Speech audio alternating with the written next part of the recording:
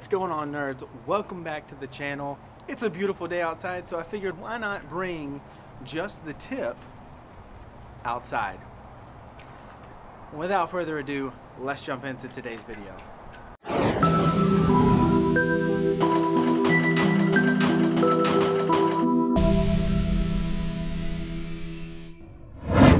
So I want to talk about the sumo deadlift, and I don't want to talk about your form. I don't want to talk about the technical aspect of the sumo deadlift. I just want to talk about to sumo or not to sumo.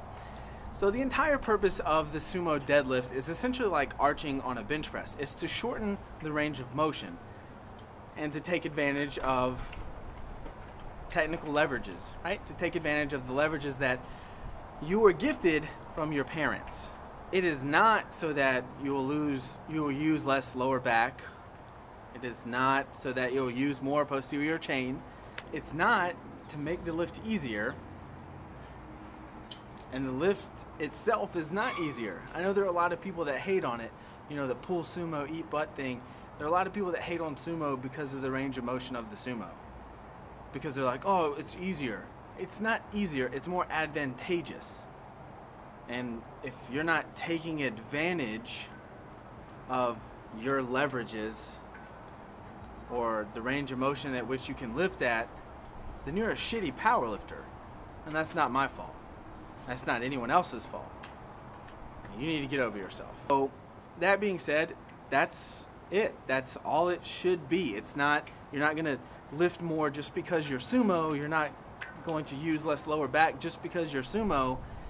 It's all about shortening the range of motion and off a technicality, using your leverages to your advantage. And I don't think it's for everyone, but if you can do those two things, if you can have the right leverages to do it, and if you can shorten your range of motion, then you'll actually lift more weight. This makes total sense.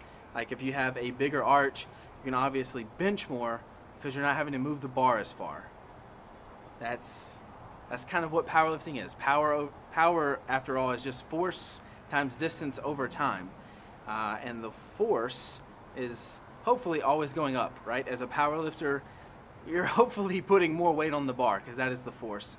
And so if you can decrease the distance that the bar has to travel, then you will increase power output.